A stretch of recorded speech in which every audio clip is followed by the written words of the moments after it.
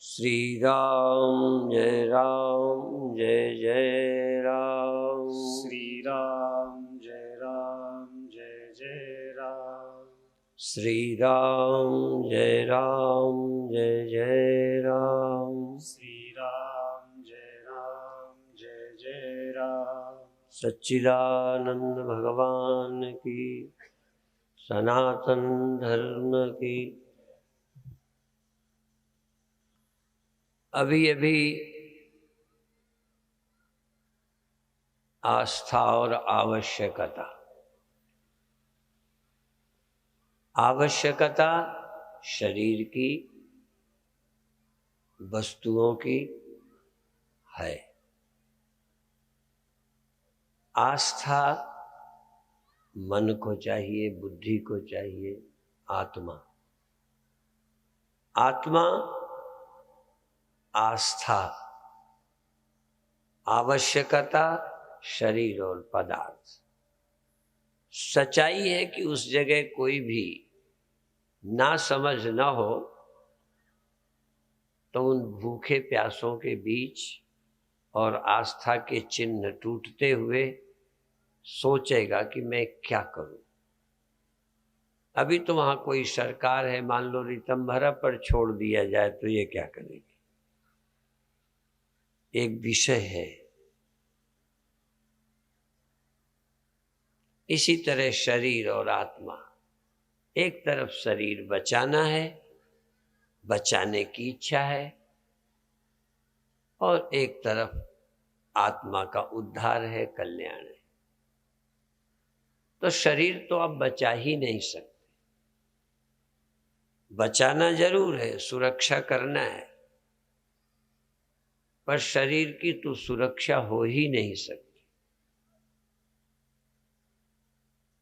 शरीर तो जाएगा,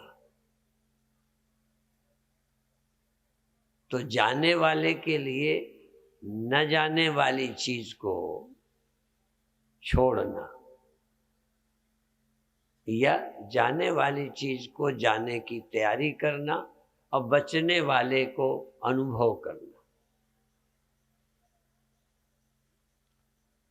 इसलिए एक को भौतिकवाद बोलते हैं, एक को अध्यात्मवाद बोलते हैं। दो ही वाद हैं, बाकी सब वाद इन्हीं दो के बीच झूलते हैं। तीसरा कोई वाद नहीं है। व्यक्ति की रक्षा के लिए लगता है जैसे धर्म है, ऐसा लगता है व्यक्ति की रक्षा के लिए विज्ञान है, ऐसा लगता है व्यक्ति की रक्षा के लिए ही सारे संविधान और विधान है। व्यक्ति की स्वतंत्रता, व्यक्ति की आवश्यकता, व्यक्ति के जीवन की रक्षा। पर कौन बचा है? बचाने वाले नहीं बचते, जिसको बचाना चाहते हैं वो भी नहीं बचता। हम पंजाबी हैं, ये अभी बचा है। हम सिंधी हैं, ये अभी बचा है। हम हिंदू हैं, ये अभी बचा है। और कोई बचा नहीं है।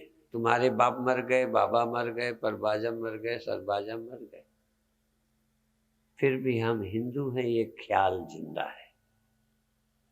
ये ख्याल ही जिंदा रहता है। हम आत्मा हैं, यह विचार जिंदा है। शरीर किसी का जिंदा नहीं। जो मेरे गुरुदेव अपने को आत्मा जानते थे, उनका शरीर नहीं रहा। जो अपने को शरीर जानते हैं, जो अपने को आत्मा जानते हैं, दो ही तरह के लोग हैं, रहे दोनों नहीं। जो अपने को शरीर जानते थे वो भी नहीं रहे, जो अपने को आत्मा जानते थे उनका भी शरीर नहीं रहा। पर आत्मा जानने वाले अपने अस्तित्व की हत्या नहीं की। उनका शरीर नहीं रहा, वो अंतिम श्वास तक जानते थे कि मैं रहता हूं। अंतिम श्वास तक उन्हें अनुभव था कि मैं नहीं मरता। और श्वास न रहने के बाद कोई मरता है या नहीं मरता है, सब स्वप्न है। ये तो अज्ञानियों का किया हुआ ख्याल है। आप मरते भी हैं तो जिंदा में, जरा ध्यान रखना, जिंदा में ही मरते हैं, जिंदा ही होते हैं तब मरते हैं, जिंदा ही होते हैं तब मरने से भयभीत होते हैं। चाहे हॉस्पिटल में हो तो भी, चाहे घर में हो तो भी, चाहे रोड में हो तो भी, चाहे युद्ध में हो तो भी, मरने का ख्याल कब सताता है? बोलो। जब मर गए होते। मरने का ख्याल जीवित को सताता है। और मैं नहीं मरता हूं, यह शरीर रहते ही, मन रहते ही मैं नहीं मरता हूं, ये ख्याल उसे अमर करता है। और अमर हूं ये ख्याल ही नहीं है, बल्कि सच ये है मैं मरता हूं, ये ख्याल जीवित का है। मैं मरता हूं ये ख्याल कब है? जब जीवित हूं। इसलिए मरता हूं ये ख्याल कल्पना है, क्योंकि जीवित की कल्पना है, ये मरे की नहीं है। और मैं जीवित हूं, ये जीवित हूं तभी सोच रहा हूं। पहले तो यही सच्चाई है कि जीवित रहने वाला ही सोचता है कि मैं जीवित हूं। यद्यपि वो स्वतंत्र है कि जीवित आदमी ये भी सोच ले कि मैं मरता हूं, अजीवित आदमी ये भी सोच ले कि मैं मरता नहीं। ये सोचने की आजादी जिसको है वही मनुष्य है। ये सोच सकता है व्यक्ति।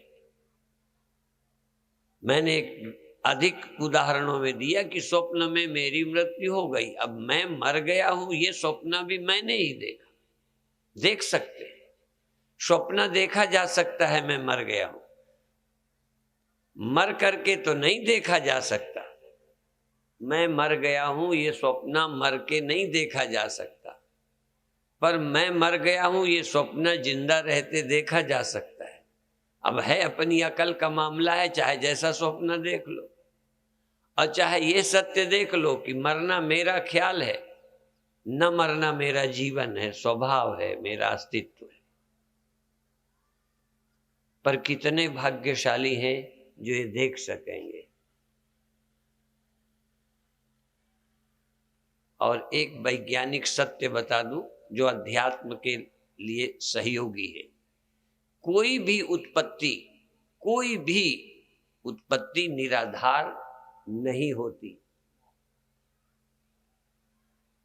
कोई भी, यदि लहर की उत्पत्ति हुई तो आधार है कोई, घड़े की उत्पत्ति हुई तो आधार है कोई।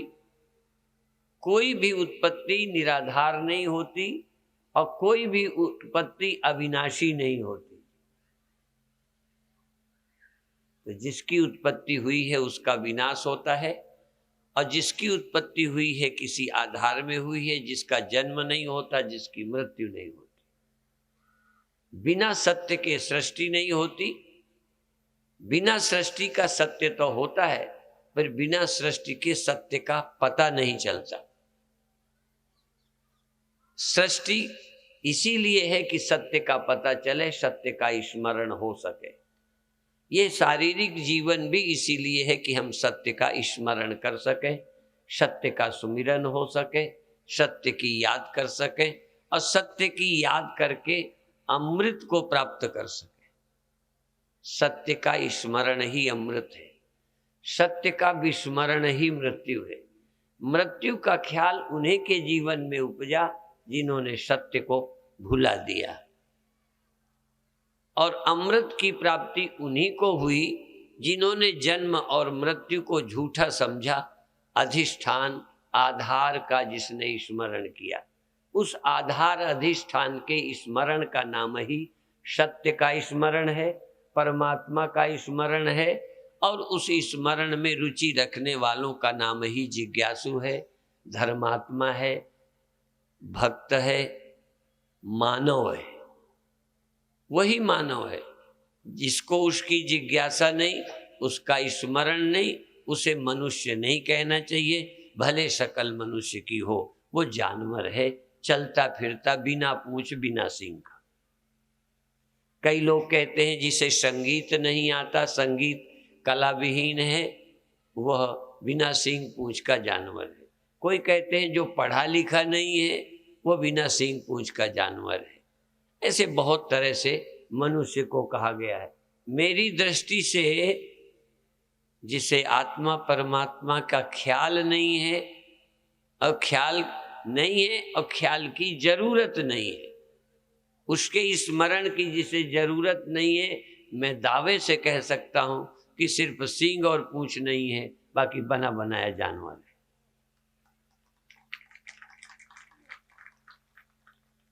और भी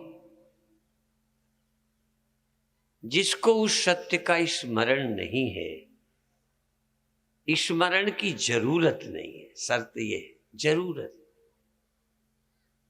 कुत्ते को रोटी चाहिए, काम सुख चाहिए, सुख सुविधा चाहिए, सुख सुविधा सबको चाहिए, सबको चाहिए सुख सुविधा, लेकिन परमात्मा नहीं चाहिए। परमात्मा की जरूरत ही मालूम नहीं पड़ती, इसीलिए परमात्मा की कथा में नींद आती है, पत्नी की कथा में नींद नहीं आती, पति की कथा में नींद नहीं आती, रुपए गिनने में नींद नहीं आती, रुपए की चर्चा करो तो नींद खुल जाती है।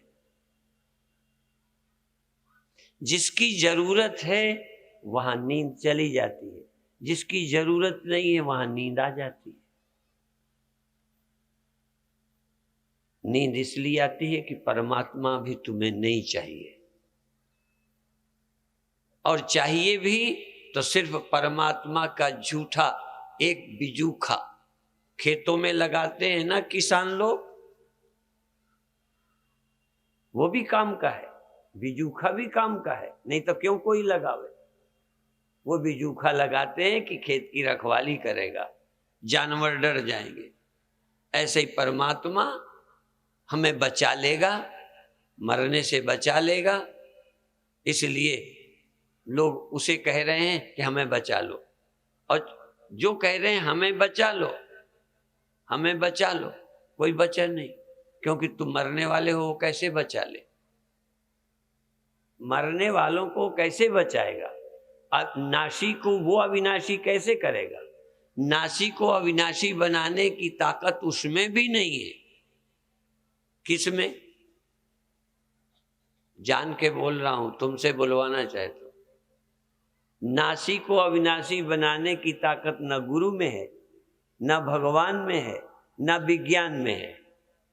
हाँ, नाशी क्या जो अनुभव कर रहा है, जो अविनाशी नाशी से तादात्म्य किए बैठा है, जो अविनाशी नाशी से मिलकर नाशी अनुभव कर रहा है, उसकी भ्रांति हटाने की ताकत गुरु में है, भगवान में नहीं है। अभी नहीं, अभी परमात्मानंद जी कह रहे थे ना कि ईश्वर कृपा करे तो संत मिलते हैं। अब मोई भाव भरोसा हनुमंता, बिन हरि कृपा मिले नहीं संता। ईश्वर है, उसकी कृपा है, पर उसकी कृपा की जरूरत ही किसी को नहीं। उसकी कृपा होती है तो संत मिलते हैं, पर भगवान की कृपा से नहीं मिलते। भगवान की कृपा से संत, और संत की कृपा से भगवान मिलते हैं। और भगवान का दिया हुआ सब कुछ है, सब कुछ भगवान का दिया है, पर उससे किसी को तृप्ति नहीं मिली। भगवान के दिए से कोई तृप्त नहीं हुआ, कोई निर्भय नहीं हुआ, कोई निश्चिंत नहीं हुआ, पर संत जिसे मिलाता है उसको पाकर लोग निश्चिंत हो जाते हैं, निर्द्वंद हो जाते हैं।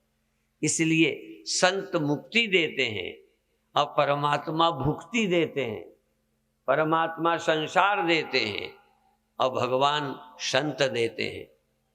तुम्हें चाहिए नहीं चाहिए उसकी ठेकेदारी अपन नहीं, उसके लिए तो भगवान ही को मनाओ। जैसे संसार की चीजें पाने के लिए भगवान को मनाते हो ना, ऐसे ही संत पाने के लिए भगवान को मनाओ, बाकी काम संत कर देगा। संत के पाने की प्रार्थना करो कि मुझे संत मिले, मुझे अच्छे संत, संत विशुद्ध मिले पुनिते ही, राम कृपा कर चितवें जेहि।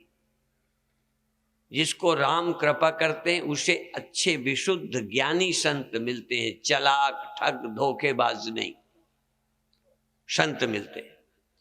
और तुम संत पाने की प्रार्थना ही नहीं करते, इसलिए तुम्हें भी ठग मिल जाते हैं, लुटेरे मिल जाते हैं, धंधेबाज मिल जाते हैं, जादूगर मिल जाते हैं।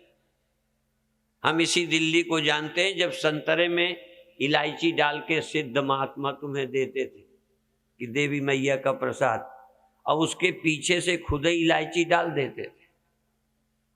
ऐसे चालाक संत अभी जिंदा हैं, मैं जानता हूं, जो हाथ से भस्मी निकालते हैं, सिक्के में ऐसा करा तो राख बन जाती। जादूगरों की दुनिया बहुत है, पर जादूगरी से मृत्यु का ख्याल जाने वाला नहीं। किसी चमत्कार, किसी जादूगरी से नहीं जाएगा। ईश्वर की इच्छा हो तो तुम्हें संत मिले, और सच्चा संत मिले जो केवल तुम्हारी पीठ न थपथपावे, क्योंकि बिना थपथपाए तुम इधर भी ना आओगे, पर केवल तुम्हारी दुकान चलाने के लिए पीठ थपथपावे नहीं, इसलिए कि शायद प्यार से तुम आकर्षित होकर संत का ज्ञान ले सको,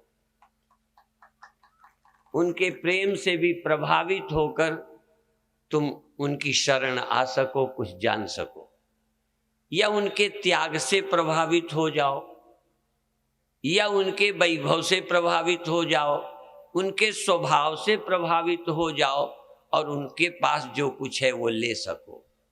संत के पास एक समझ है, संत के पास आत्मा है, संत के पास अपरोक्षानुभव है, और संत के पास विवेक है, संत के पास वैराग्य भी है।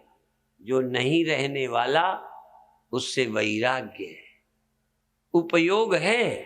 वैराग्य का मतलब उपयोग नहीं, रोटी का उपयोग है, रोटी का उपयोग है, कपड़े का उपयोग है, मकान का उपयोग है, सुविधा की जगहों का उपयोग है, पर वो आसक्ति नहीं, वो लेके जाने की तैयारी नहीं, ले जाएगा नहीं, ले जा सकते भी नहीं। इसलिए कहता है कि उपयोगी तो है, पर जरूरत से ज्यादा ये महत्व का नहीं है कि तुम इसी में रच पच के मर जाओ। इसीलिए कहते हैं कई मक्खियां शहद खा लेती हैं, चाशनी गुड़ की, हाँ, उसमें चिपक के मरना नहीं है।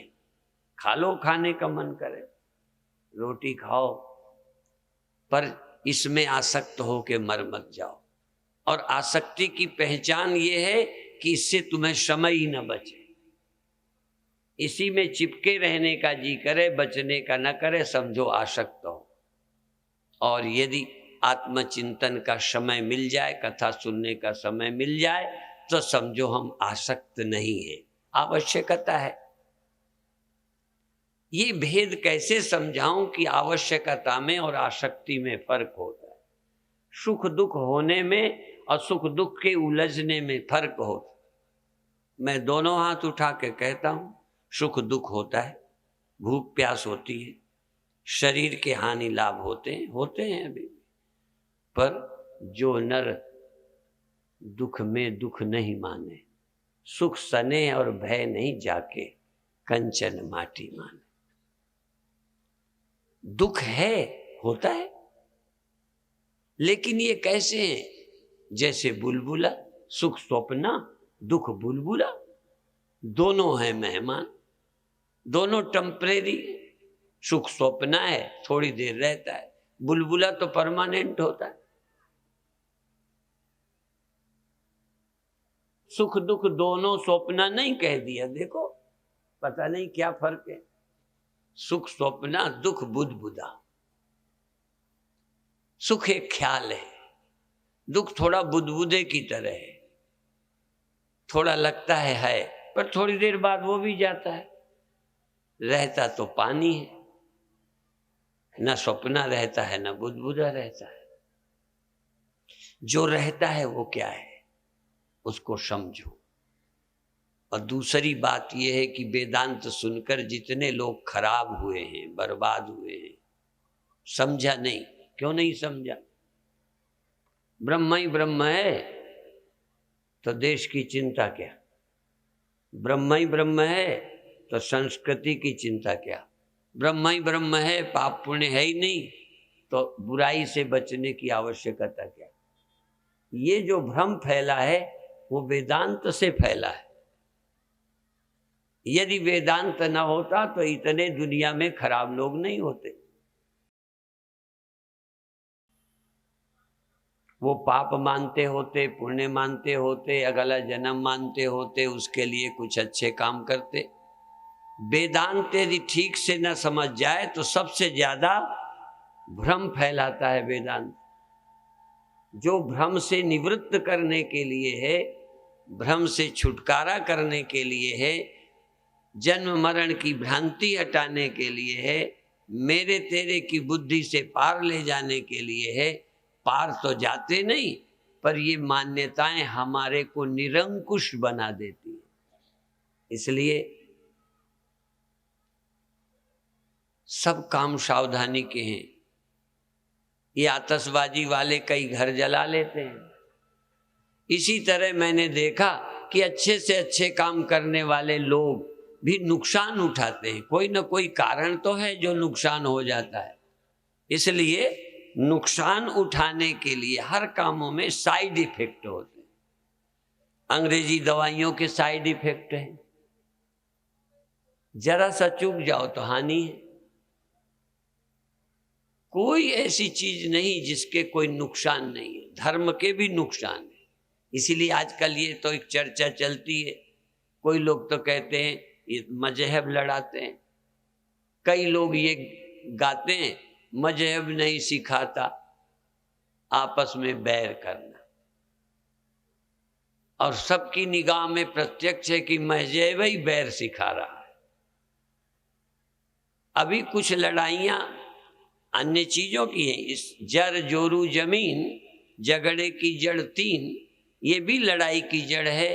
पर औरत के लिए लड़ो तो तुमको लोग बेवकूफ कहेंगे, जर के लिए लड़ो तो बेवकूफ कहेंगे। इसी तरह तुम कुर्सी के लिए लड़ो तो लोग बेवकूफ कहेंगे। पर जब तुम राष्ट्र के लिए कहते हो हम लड़ रहे हैं, हम मंदिर के लिए लड़ रहे हैं, हम मस्जिद के लिए लड़ रहे हैं, हम संस्कृति के लिए लड़ रहे हैं, तो तुम महात्मा अच्छे कहलाते। जरा ध्यान रखो। मैं ये नहीं कहता कि हिंदू लड़ना छोड़ दे, मुसलमान लड़ते रहे। मैं तो कहता हूं जब तक दुनिया में लोग कहते हैं इंसान बनो, मैंने कहा इंसान है कहाँ? मुसलमान हैं, हिंदू हैं, ईसाई हैं। और ये लोग कहते हैं नहीं नहीं नहीं वो इंसानियत की बात करते हैं। मैंने कहा वही है जो इंसानियत की बात नहीं करते। कई हिंदुओं ने तो हिंदू रहना अस्वीकार कर लिया। नहीं, हम हिंदू नहीं हैं, मनुष्य। एक हिंदू लड़का मुस्लिम लड़की से शादी करने को तैयार हो जाता है। एक हिंदू लड़की मुस्लिम लड़के से शादी करने को तैयार हो जाती है। इसके लिए गवाह नहीं चाहिए। आप सबको मालूम है, लंबी लिस्ट है जिन्होंने कर रखी। क्यों कर ली हैं? हम मजहब नहीं मानते। यदि मैं लड़की या लड़के से कहूं कि जिससे शादी करते हो वो इंसान है या मुसलमान, यदि वो इंसान हो मुसलमान ना हो तो कर लो। पर वो कहता है मैं मुसलमान हूं, तुझे मुसलमान बनना पड़ेगा।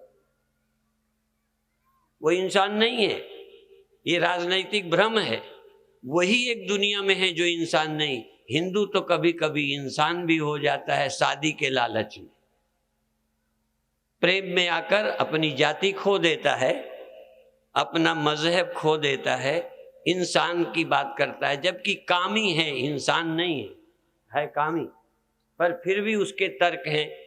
एक लड़की से कहा वहां शादी मत करो, उनके घर वालों ने मेरे से कहलवाया। वो लड़की कहती है मैं भारतीय से, हिंदू से शादी करती हूं, मैं मुसलमान से नहीं कर रही। ये सच्ची बात है, चूंकि वो साउथ का था। उन्होंने कहा मैं हिंदू से शादी करती हूं, मुसलमान से नहीं। मैंने उससे कहा यदि मुसलमान से करती तब भी तो तर्क देती कि मैं इंसान से करती हूं, कोई जानवर से, कुत्ते से थोड़ी कर रही। तर्क तो तर्क है। और यदि मन करता कुत्ते से भी, तब भी तर्क दे सकते थे कि मैं भी एक प्राणी से कर रही हूं, वो भी एक जीवन है, उसे भी सुख चाहिए, हम उससे कर रहे हैं। तर्क की कहीं प्रतिष्ठा नहीं है। विदेशों में तो पुरुष पुरुष कर रहे हैं, स्त्री स्त्रियां शादी कर रही हैं, कोई अंत है तर्क का? हम तो एक बात जानते हैं कि जब तक हम ब्रह्म हैं, जब तक गहरी नींद में नहीं होते, तब तक हम हिंदू हैं। शंकराचार्य ने कहा जब तक नींद ना आ जाए तुम ब्रह्म रहो, जब तक मृत्यु न हो जाए ब्रह्म का स्मरण करो।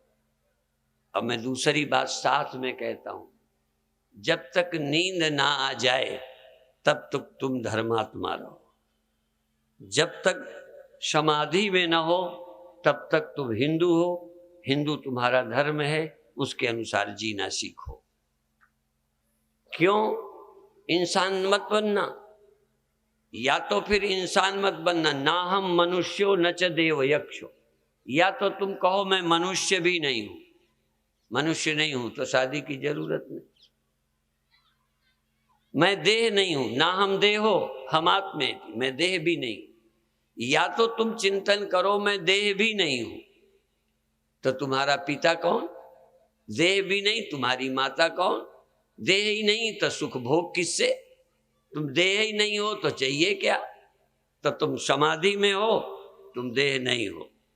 यदि तुम समाधि में नहीं हो, आत्मा नहीं हो, देह में हो, तो तुरंत कहो मैं मनुष्य हूं, मैं हिंदू हूं, मेरी माता है, मेरे पिता हैं, मेरी भाई है, मेरे बहन है। जब तक मैं देह में हूं, एक मनुष्य हूं, एक हिंदू हूं, एक भाई हूं, एक बहन हूं, एक पति हूं, एक पत्नी हूं, ये मेरे हैं, ये मेरा देश है और इसके लिए मेरा कोई कर्तव्य है। जब देह में हो, जब गहरी नींद में नहीं। स्वप्नों में भी तुम आदमी होते हो कि गधे? जरा बताओ, स्वप्न में क्यों आदमी होते हो, गधा क्यों नहीं बनते? क्योंकि तुम जागृत में आदमी हो। तो जब तक मैं आदमी हूं, मैं अपने ख्यालों में भी आदमी हूं, व्यवहार में आदमी हूं, आचरण में आदमी हूं और आदमी की तरह रहूंगा। कुत्तों की तरह मैं नहीं रह सकता। जो कुत्तों की तरह रहते हैं उनके मनुष्य होने के संस्कार कमजोर पड़ गए। इसलिए आपसे पहला निवेदन कि मैं इस देश का एक जागरूक नागरिक हूं, मैं मनुष्य हूं, मैं इस संस्कृति में जन्मा हूं, मेरे ये संस्कार हैं। मैं नहीं कहता कि कोई बुरा है, जरा ध्यान रखना, किसी मजहब के हो सुनो, तुम्हारा ये मैं नहीं कहता कि तुम किसी को बुरा समझो, पर तुम्हारे यहाँ भाई बहन के रिश्ते होते हैं तो तुम में हैं, इसमें क्या बुरा है? तुम्हारी पत्नी तुम्हारी पत्नी है, उनकी पत्नी उनकी पत्नी है, तो बड़ा व्यवहारिक समझ का काम है। क्या इतनी एकता करोगे? तुम्हारी हमारी एक ही बात है। अब तुम्हारी माँ तुम्हारे बाप की भी माँ है, तो रिश्ते रिश्ते की तरह, तो व्यवहारिक जीवन की तरह है। पर मेरी मृत्यु नहीं होती, इसलिए देखो, जैसे धर्म, इसलिए मैं हिंदू नहीं हूं क्योंकि मैं मनुष्य नहीं हूं, इसलिए मैं पिता नहीं हूं क्योंकि मैं देह नहीं हूं, और चूंकि मैं देह नहीं हूं इसीलिए मैं मरता नहीं हूं। यदि मैं देह हूं तो जवान भी होता हूं, बूढ़ा भी होता हूं, मरता भी हूं।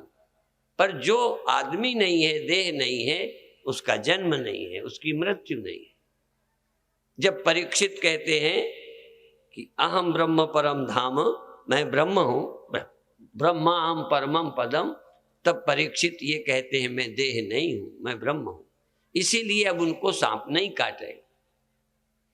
जब वो देह है तो काटेगा, देह को काटेगा, देह की डेथ भी होएगी। ये दो विषय अलग अलग है। तुम देह हो, कोई वैज्ञानिक तुम्हें मरने से नहीं बचा सकता।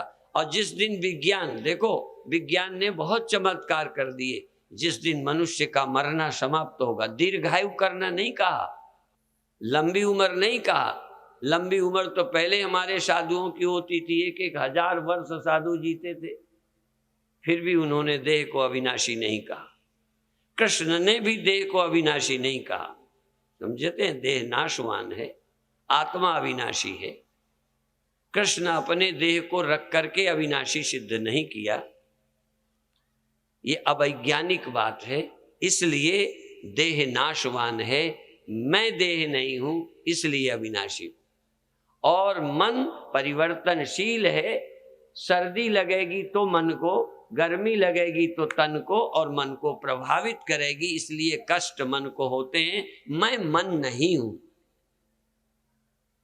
मन भी प्रकृति का है।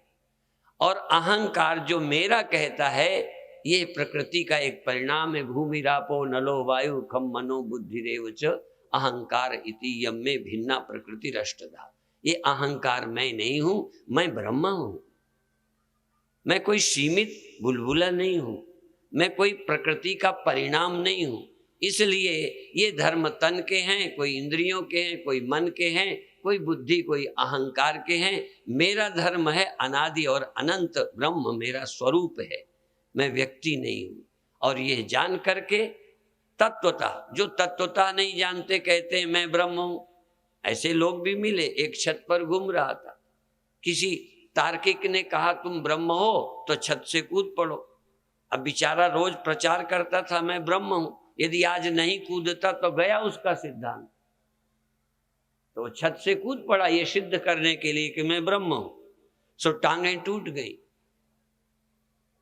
ब्रह्मता गई। तो एक बिना कूदे ही अपनी ब्रह्मता बचा सकता था कि आपने महाशय ब्रह्म को कूदने को कहा है, देह को नहीं कहा। इसलिए देह कूद नहीं सकता, चूंकि ये टूट जाएगा, नुकसान होगा, इसलिए देह को कूदने को नहीं कहा। तुमने कहा तुम ब्रह्म हो और मैं ब्रह्म हूं, मैं कूद नहीं सकता क्योंकि मैं व्यापक हूं। दोनों दृष्टियां। असल में यही देखना है कि तुम कौन हो, और तुम्हारी दृष्टि सिर्फ देह में ही रहती है। जैसे जागृत में इस देह में है, स्वप्न में उस देह में है, ऐसे ही आपकी देह में ही दृष्टि रहती है कि कभी इंद्रियों में, कभी मन में, कभी अपने चिन्ह मात्र सत्ता में। जिसकी एक क्षण को भी दृष्टि आत्मा परमात्मा में आ जाती है, आत्मा परमात्मा में वह व्यक्ति जब चाहे जहां जा सकता है। जैसे अभी 3 अवस्थाओं में आप जब चाहो जागृत में आ जाओ, स्वप्न में सुषुप्ति में चले जाते हो, ऐसे ज्ञानी पुरुष जब चाहे देह में आ जाता है। और देह में आकर देह के स्तर पर, संस्कृति के स्तर पर अपने धर्म का पालन करते हुए जब चाहता है वो धर्म के भी पार अपने स्वरूप में आ जाता है। इसलिए मजहब के पार यदि कोई ले जा सकता है तो अध्यात्म ले जा सकता है। और किसी संप्रदाय में यदि मजहब के ऊपर कोई है, मुसलमान भी फकीर, तो वही लोग हैं जो आध्यात्मिक हैं।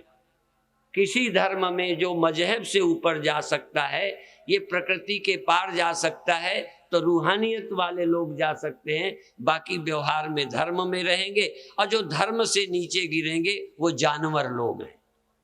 जिनमें धर्म नहीं वो जानवर, जिनमें धर्म है वो इंसान। हिंदू हो चाहे मुसलमान, वो सब धर्मात्मा हैं जो अपने धर्म का पालन करते हैं। जो धर्म से अतीत सत्य को खोज लेते हैं वो स्पिरिचुअल लोग हैं, वो मजहब से ऊपर है। इसलिए मजहब में संत रहते हुए मजहब से ऊपर भी रहते हैं। कई लोग मजहब में रहते हैं और मजहब के नीचे गिरते हैं। संत गिरता नहीं, मजहब के नीचे माने जो मानवीय धर्म है हिंदू के, उनका पालन न करना और मनमानी करने लगना। इसलिए इन सब बातों का ध्यान रखते हुए हमें अपने जीवन के सभी हिस्सों को समझना है। केवल आत्मा आत्मा की बात करने लगने से भी बात नहीं बनेगी, और केवल हम देह हैं तो देह हैं तो मर जाओगे। फिर कहोगे जीव हैं, अगला जन्म लेंगे, तो थोड़ा आगे बढ़े। इसलिए देहो हम, जीवो हम और चैतन्य हम, तीन ही बातें हैं। तो आप कहाँ हैं, तीनों बातें क्लियर हैं कि नहीं, इसके विषय में शेष चर्चा अगले समय पर की जाएगी। अभी यहीं समाप्त करते हैं। ओम शांति शांति शांति।